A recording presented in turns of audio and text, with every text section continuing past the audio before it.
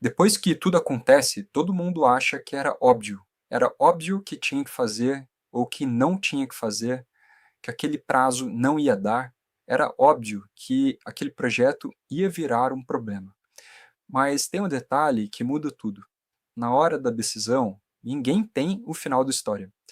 E esse é o ponto que muita gente esquece quando julga uma decisão depois que tudo já aconteceu. Esses dias eu vivi isso de um jeito bem concreto.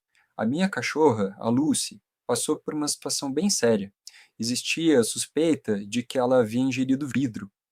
Tinha um exame de raio-x que apontava a possibilidade e também tinha uma endoscopia que não tirava completamente a dúvida. E tinha também a orientação da veterinária.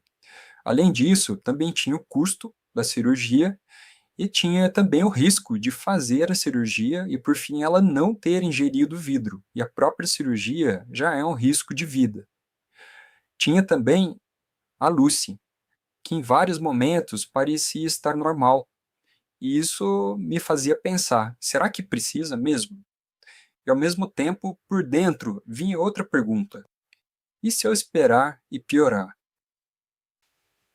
Esse é o ponto. A decisão difícil raramente é entre uma opção segura e uma opção arriscada. Normalmente é entre dois riscos: o risco de agir ou o risco de esperar, o risco de intervir ou o risco de deixar como está. É o risco de tomar uma decisão criticável e o risco de deixar o problema decidir sozinho. Essa é uma sacada importante. Às vezes, a gente não está escolhendo entre o risco e a segurança. Nós estamos escolhendo qual risco estamos dispostos a tomar.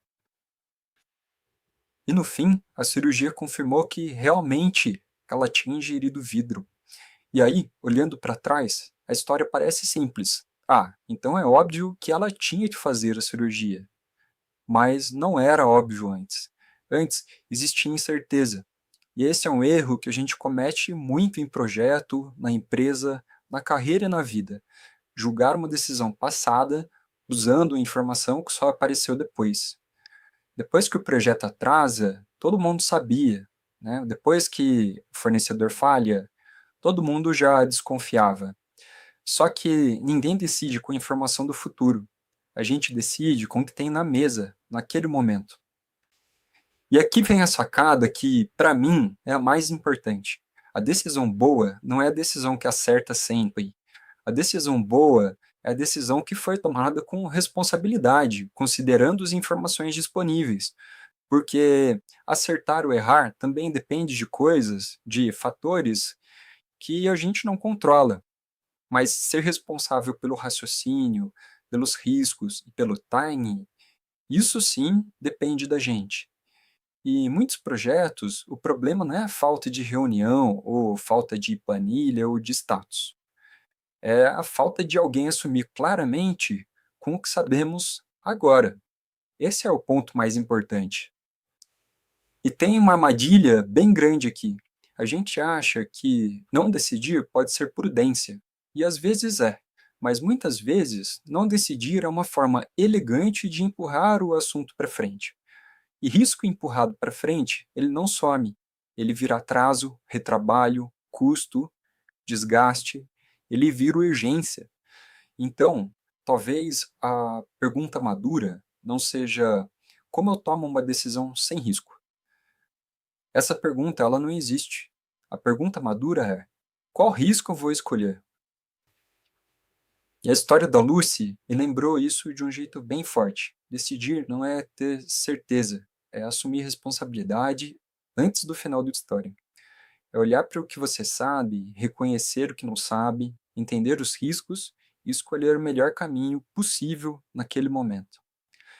E a Lucy ficou bem. Claro, isso traz muito alívio. Mas o ponto é justamente esse. Na hora da decisão, eu não sabia o final da história. Na vida real, a gente raramente decide com o slide pronto. A gente decide no meio da dúvida. E talvez seja exatamente aí que uma decisão ela revele maturidade. Porque é fácil parecer inteligente depois que a história acaba. Difícil é decidir quando ela ainda está acontecendo. Bom, esse foi o Sem Slide. Sem filtro, sem slide. Só a realidade. E se essa reflexão ela fez sentido para você, deixa um like, porque isso ajuda o Sem Slide a chegar em outras pessoas que também precisam decidir sem ter todas as respostas.